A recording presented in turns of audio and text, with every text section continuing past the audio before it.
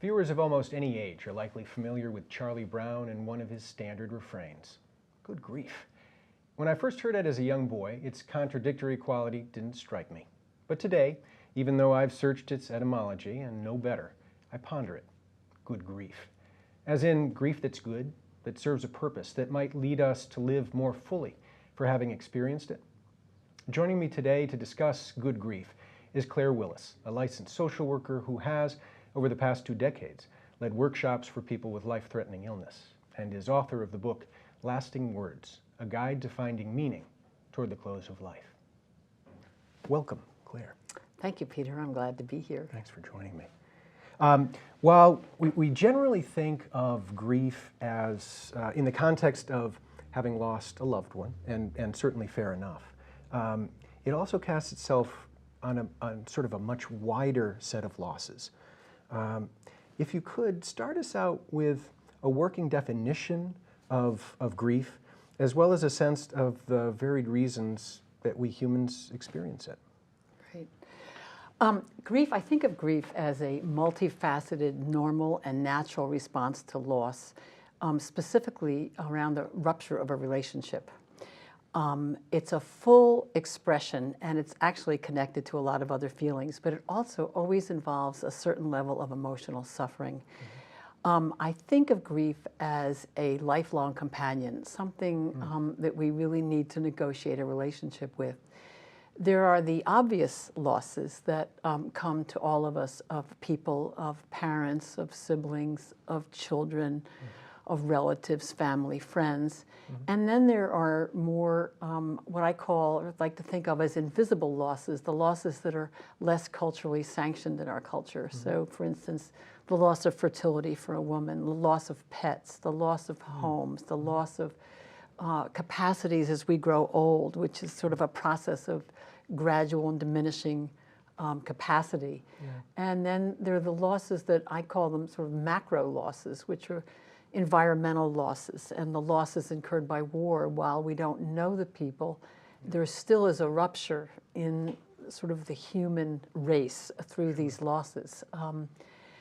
And almost always I think of grief as being a loss of whatever was normal to you, which involves finding meaning in what can often feel like a senseless event. Right. Well, and I regrettably, far too many examples in recent years. I suppose that an instance like Brussels, like San Bernardino, it's removed from we here in Arlington, and yet it floods over us if we're attentive to media. And how do we connect those realities and those feelings to loss and grief? Certainly they're connected, but we're frequently not told that they should connect. Yeah. That we hold them apart somehow. I think often there's a loss of innocence that results. I can remember when 9/11 happened, and it was sort of the first event in this country where there was massive loss, and there was basically, in a sense, an assault like war. Sure. And there was no comfort anywhere because everybody was sort of swimming in this confusion and disbelief. And I think these losses that happen on that level really send us into a loss of innocence, of loss of the way the world is supposed to be, the way our relationships are supposed to be. And they're senseless in a certain way. Yeah. I mean, I suppose to a certain extent that even at the macro level, that something like climate change, that certainly that also we are immersed in ongoing developments and understandings of what is happening in the world around us. And how do we respond to that as well? And certainly grief would be an appropriate label to place on that, yeah? Yeah, grief is an appropriate label, and Joanna Macy certainly has written beautifully about that and invites us to actively respond to that. Bill McClibben actually did something at Saunders Theater a couple of years ago for, I can't remember the name of the organization, but it was an organization that has seniors who are retired. And he said, basically he invited them, he said, what better do you have to do with your time than to try to work to save the planet and save save the next coming generations from devastation. Right. And if you can't do it for the larger good, then think about your family. Sure, sure. Bring it home. Bring it home, bring it home. And I think anytime we can put a face on a loss, Sure. we get involved Sure. more deeply. I mean, I guess from that, and that's a sort of a very wide look at the notion of grief, at what maybe constitutes it.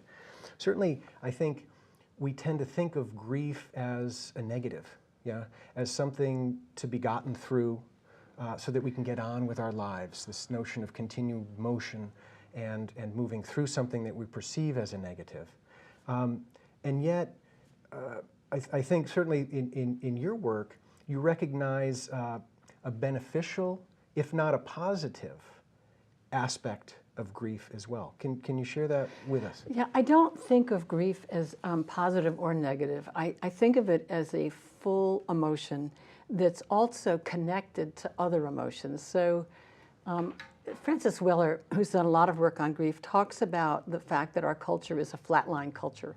And by that he means our capacity to tolerate wide ranges of feelings at either end is really quite limited.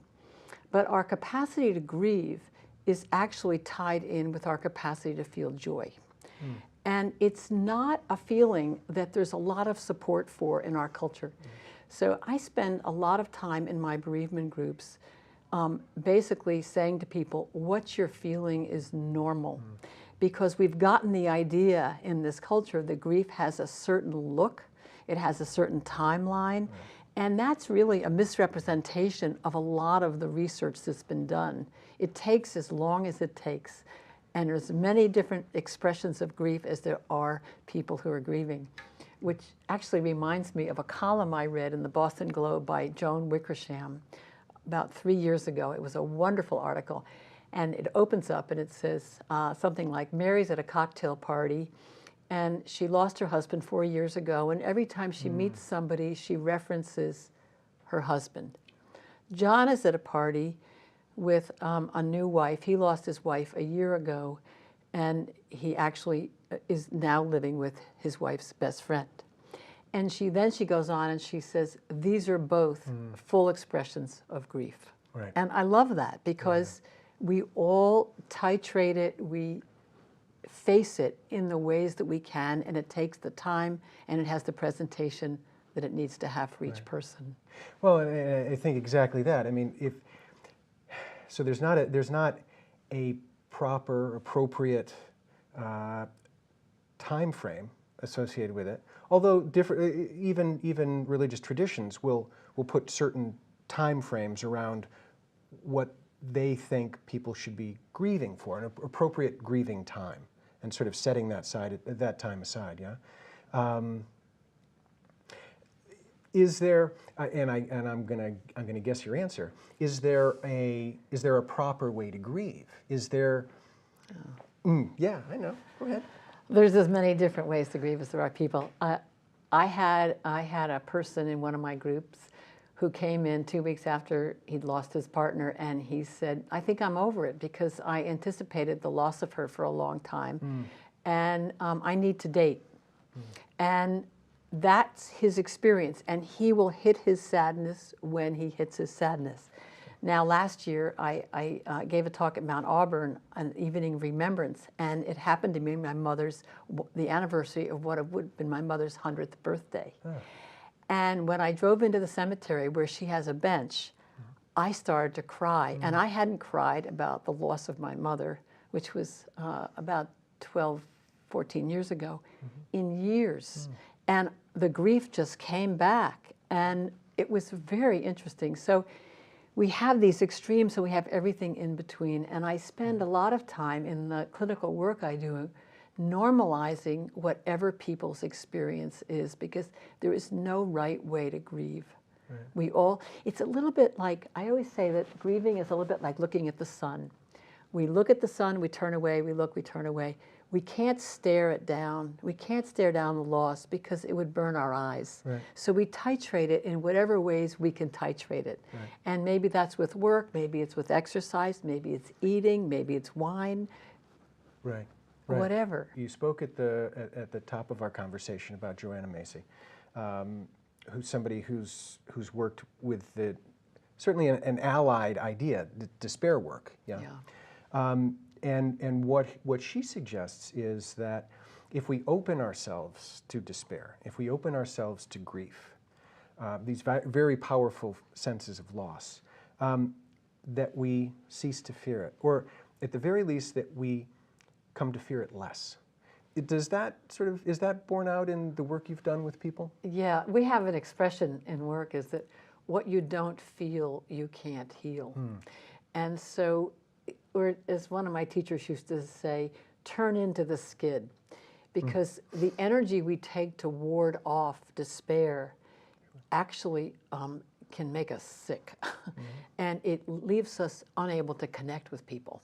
So to the extent we can turn into the grief and allow it to be there and accept it as an expression of love, really, that's what it is. We don't grieve what we don't love. Then we can open our hearts more fully to the suffering of other people, and it allows us to connect more compassionately with other people and with ourselves. You're working on a new book with a co-author. The title, The Grieving Heart, Paths to Living with Loss. My sense is that certainly it would be a resource for anybody dealing with grief and loss. But one of the things that struck me in what you sent me regarding it, the book isn't published yet, I should say to people, but we're hoping soon. One of the practices that you speak to, and your reference to sorrow, is what made me think this would be a nice time to talk about it. And it surprised me. The practice is intended to allow sorrow to be carried with less suffering. Now, my intuitive sense is that many of the viewers, humans more generally probably, connect sorrow and suffering together. And how is it that you're proposing that they can in some way become separated or delinked? When somebody loses somebody that they love, there's always sadness, there's always grief, there's always sorrow. If there's a complication around that, for instance, one of the things that I see is that sometimes people don't leave advance directives for their loved ones. And then the loved one is left to make a split-second decision in the ER or the ICU, and sometimes that results in the loss of the person. So what happens is that person is grieving the loss of the person they loved, but they're suffering because of the judgment they're carrying about what they did. So suffering often, for me, I think of it as an inability to be with what is in a clear way, because we're second-guessing, we're conflicted. Does that make sense? I think so, yeah. And I know where I want to go next. We're going to take a brief break, and we'll be right back.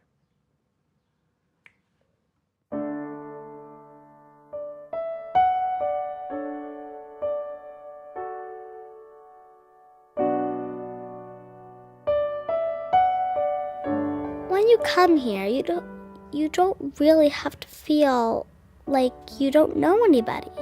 You know all of them because they're like your family and they treat you like family. And you're supposed to treat them like family because the children is a place to love and hope. Welcome back to Wide Angle. I'm Peter Bermudez. I'm talking today with Claire Willis about grief. During the break, one of the things that we said we wanted definitely to talk about was the biosphere experiment. Yeah, back in the 80s. You had talked about it, and I had heard it, and I was, enough said. People will understand what I'm thinking. The biosphere.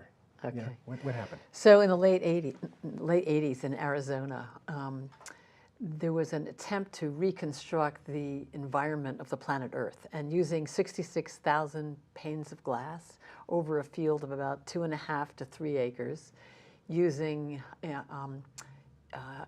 inserting into this environment 3,800 species of animals, 8 human beings, a simulated ocean, a simulated marsh, a simulated desert, and a simulated woodlands. And they ran this experiment for about 2 years, trying to see whether they could recreate the Earth's environment. And it failed for a number of reasons, not the least of which was that the humans weren't getting along, which probably comes as no surprise. But the really interesting thing to me is that they found that the trees couldn't stay vertical. And what they learned is that the center of the tree, the hardest timber, is called heartwood. And the heartwood wasn't strong enough to keep the trees straight, and so the trees started to bend over.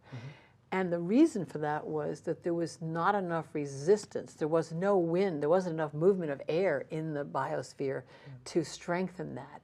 And I think of that metaphor as being a reason that difficulty and suffering and grief strengthens the heart if we use it and we turn into it to see how it can strengthen us. And that's been my personal experience, both in my clinical work and in my own life, that what I can turn into and work with makes me stronger. We don't get wise by having one good time after another. We get wise usually through suffering. The word passion has this derivation in the word suffering. And people are often passionate about things around which they've suffered because they know something that they want to try to help others know as well. Right. A lot of political activists are motivated by a sense of suffering, and having known it, and grief. Sure. Let's shift gears a little bit. It seems to me that women in our culture, my wife would agree, are generally thought of as the ones who are the holders of emotional intelligence, a greater capacity perhaps, or predisposition to empathy, and perhaps strengthening that stereotype a little bit. I think of a number of women as sort of trailblazers in this work. I think of Cicely Saunders, who is a leader of the hospice movement. I think of Elizabeth Kubler-Ross, Joanna Macy in grief work. Does that sort of dovetail and resonate with your work, that women, for some reason, seem to be more open and available to allowing grief and loss to happen? I ask of the woman sitting across from me. I'm reluctant to make a broad sweep because I can only speak from my experience. But I think in general, women are socialized. There's more emphasis in their socialization on being relational. Men are more socialized towards work and success. And I know that sounds traditional, but I think there are still remnants of it in our culture. I find that men tend to partner sooner than the women do. Women are often left struggling to do tasks that the men did. The men are left more lonely. That's what I see, because their relationships are more based at work, and they don't have the social network to hold grief in the way that women do. And that's why I'm a really strong proponent of group work, because when you come into a group and you see that everybody in the room is feeling what you're feeling, you don't have to even speak because you're no longer alone. You see that and then with some facilitation, you have someone normalizing it. And that lifts the shame, and it lifts and allows for a fuller expression of what people are going through. Right. And let's go to speak just a little bit about the group work you've done over the past 2 decades, both in the sense of, maybe what stories, what exchanges you've had with people through that group work, and maybe what lessons are that you bring home, and specifically too, maybe how that work has shifted your sense of, and I asked this question of Nancy Barcelo, who's done hospice work for a couple decades as well, how that work has shifted your own sense of your mortality. Well, it's really interesting. About 5 years ago, I had a life-threatening incident. I was playing tennis, and my tennis partner said, "Why are you so breathless?" And I said, "I don't know." She said, "This is not a rigorous game." And I went home, and I started to walk up the stairs to the 2nd floor, and I couldn't get up. Wow. And so the long and the short of it is I was hospitalized with pulmonary emboli, and I almost died. And I remember driving out of the hospital. I had driven myself to the ER. And I remember leaving about 3 days later, driving home, and I burst out into tears of gratitude for the fact that I was alive. And I realized then that I had come up against death really closely, and I knew something now about the people I worked with cancer that I hadn't, I knew something experientially. Sure. What I realized over time was that I couldn't hold that. And I remember asking my teacher, one of my teachers, who was a woman named Joan Halifax, who runs Upaya and wrote Being with Dying, I said, why can't I hold that? And she said to me, it's too much intensity. You can't live with that kind of intensity. But the first thing I do when I wake up in the morning is I acknowledge the fact that I have another day, and I feel like it's a gift. And I think working with people who are living with life-threatening illnesses and dying, living with and dying from, I see how tenuous life is. And I want to keep reminding myself of that so that I'm spending my days doing exactly what has meaning for me. Right. And I think remembering back to where I first, our paths first intersected, I think what you said was,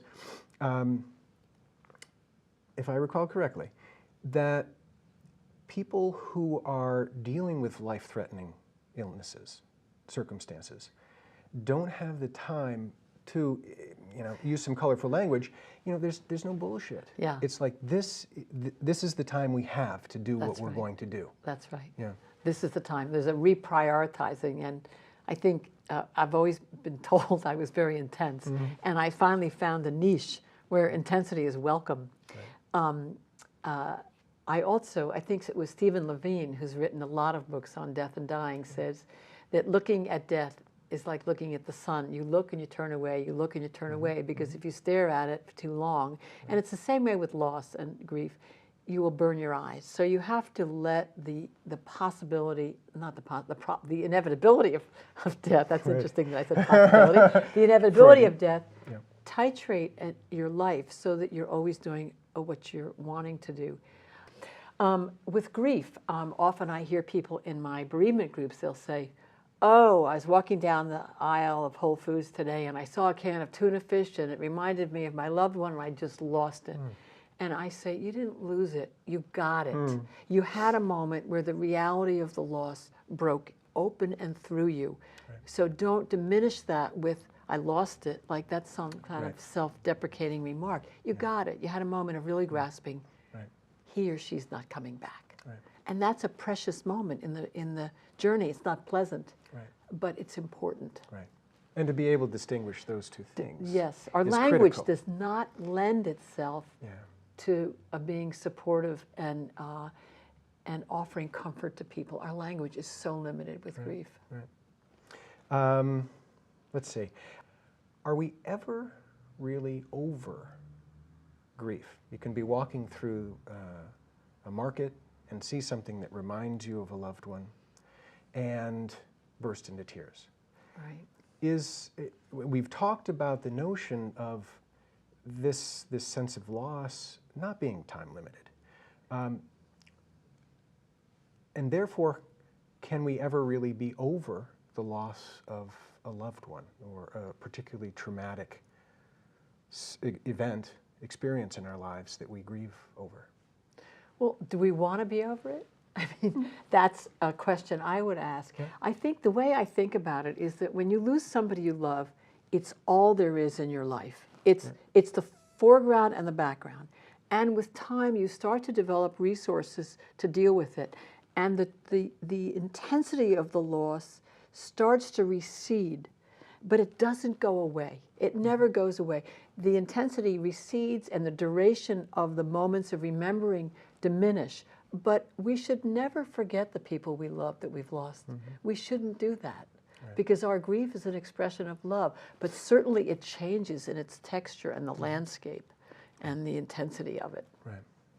So those moments is almost an homage, if you will.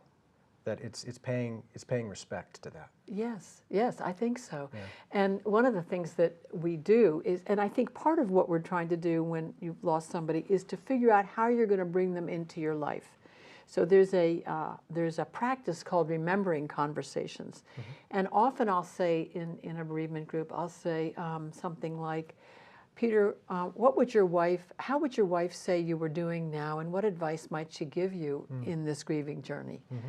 Or what does she think about how well you handled that incident that happened with your children? So I try to bring in the voice through the subjunctive tense of the person that's lost, because that person's already dialoguing and thinking about it, and this makes it tangible.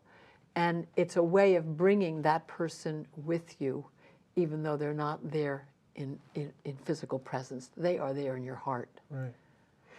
Anything that you think we haven't maybe touched upon yet, haven't addressed, that would be good for viewers to, good to leave viewers with about grief or our experience of loss? One of the things that I would say is that it's important to maintain, I think, what Kata Weingarten calls reasonable hope. What can we reasonably hope for in the face of a major loss where our life has been shattered and we have to rebuild and re-narrate our life? And she talks about creating expectations that take into consideration the loss. So what can we hope for? Can we hope to have a good conversation where we can feel heard by somebody in a mourning? Of course, we can't hope that the person's going to come back, but there are ways, there are pathways to finding hope. And as the Dalai Lama says, our real tragedy is when we lose hope. And I think hope is a struggle often in the face of grief, to hope for a good life again. It's hard. Yeah. Yeah, I think did you want to close with a poem, perhaps? Denise Levertov has a beautiful poem just called Talking to Grief. And she says, "Ah, grief, I should not treat you like a homeless dog who comes to the back door for a crust, for a meatless bone. I should trust you. I should coax you into the house and give you your own corner, a worn mat to lie on, your own water dish. You think I don't know you've been living under my porch. You long for your real place to be ready before winter comes. You need your name, your collar and tag. You need the right to warn off intruders, to consider my house your own, and me your person, and yourself my own dog." Very good. I can't thank you enough for joining me today. Well, thank you for having me. Yeah, and your decades of work, which are evident here as well. And we will let people know about both books that may be of value to them. Great. Thank you very much, Thank Peter. you. As tough and resilient as we humans are, we're also vulnerable and fragile, capable of being broken in a multitude of ways. But broken need not imply weakness.